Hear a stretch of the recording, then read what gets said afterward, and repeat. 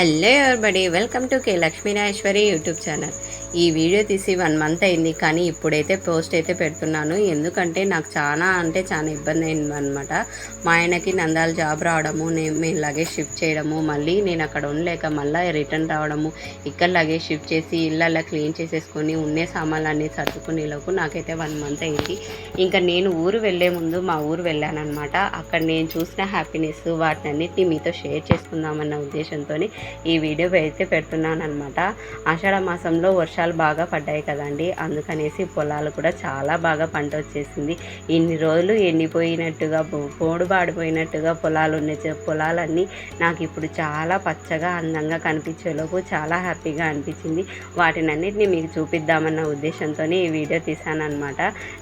నేను ఎంత హ్యాపీగా అనిపించిందో మీకు కూడా అలాగా చూపిస్తే బాగుంటుంది కదా అనే ఉద్దేశం కూడా ఉందన్నమాట.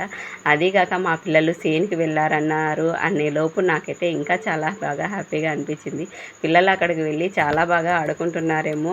సేన్లలోకి వెళ్ళక చాలా రోజులైంది. నా చిన్నతనంలో మా అమ్మ వాళ్ళని ఎన్నోసార్లు అడిగాను, సేన్కి నన్ను పిలుచుకెళ్ళండి ఒక్కసారన్నా చూస్తాననేసి చాలాసార్లు అడిగాను. కానీ మా అమ్మ వాళ్ళు అస్సలు పిలుచుకెళ్ళలేదు. ఎందుకంటే మా అమ్మ వాళ్ళు కూడా వెళ్ళలేదు కాబట్టిగా ఇంకా నా పిల్లలు అలా కాకుండా చాలా హ్యాపీగా చూసి ఎంజాయ్ చేస్తూ సరదాగా ఎలా ఉన్నారో ఏమో అని చూద్దామని వెళ్ళేలోపు వాళ్ళు చాలా హ్యాపీగా ఆడుకొని ఇంటికి కూడా వెళ్ళిపోయారంట మా అత్తయ్యతో పాటు.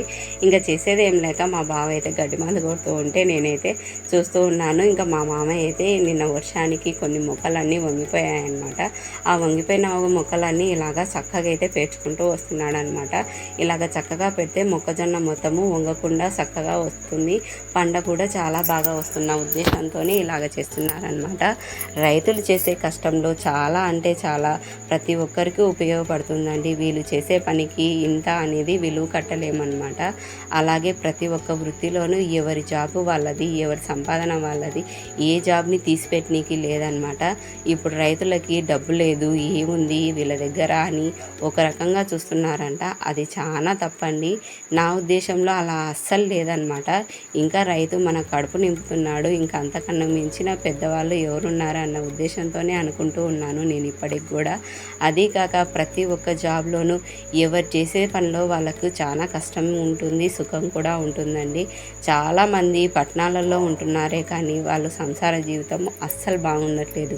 వాళ్ళు పొల్యూషన్తో బతుకుతున్నారు. వీళ్ళన్నా మేలు రైతులు సంతోషంగా హ్యాపీగా పచ్చని పొలాలలో ఉంటూ కష్టపడుతున్నా కానీ 3 ముద్దల మెతుకులు చాలా హ్యాపీగా ఆరోగ్యకరమైన ఫుడ్ అయితే తినగలుగుతున్నారు.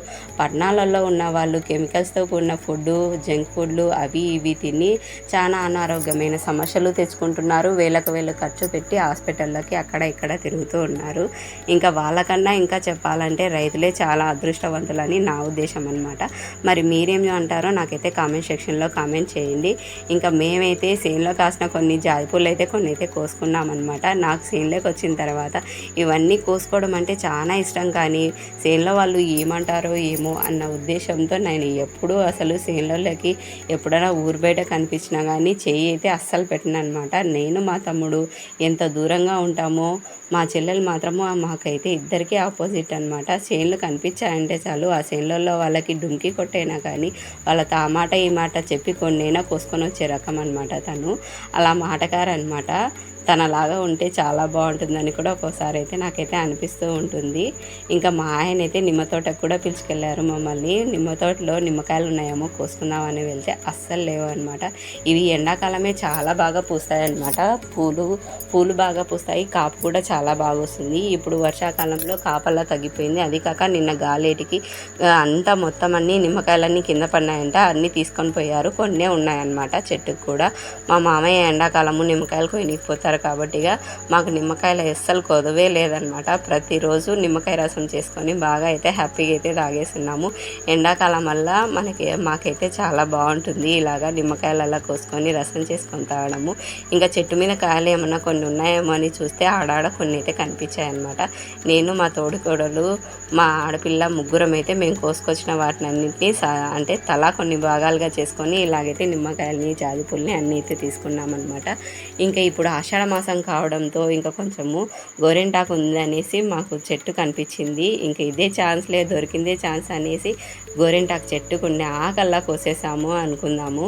కానీ పోయేలోపు చెట్టుకు మాత్రం కొంచెమే ఉన్నదనమాట. ఉండే కాడికి ఇంకా చాలే అనేసి గోరింటాకు కూడా కొంచెం అయితే కోసుకున్నాం అనమాట.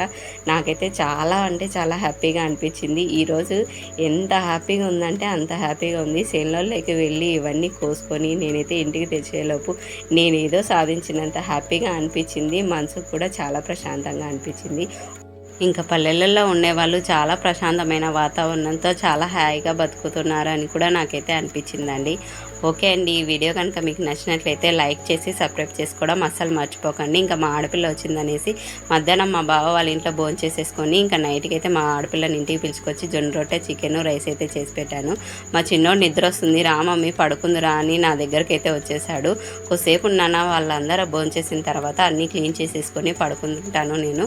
నువ్వు వెళ్ళి పడుకో అంటే అస్సలు పనుకోలేదు. నన్ను ఎత్తుకో మమ్మీ అనేలోపు సర్లే నాన్న అనేసి ఎత్తుకున్నాను. ఇంకా నా మీద అలాగే పడుకొని పోయాడనమాట మా చిన్నోడు. ఇంకేం చేసేది ఏం లేక అలాగే ఎత్తుకొని కొద్దిసేపు అయితే తిప్పాను. ఇంకా తిప్పించి ఆ మాట ఈ మాట చెప్పి మా చిన్నోడిని అయితే పడుకోబెట్టేశాను అనమాట. ఓకే అండి, బాబాయ్, థ్యాంక్స్ ఫర్ వాచింగ్.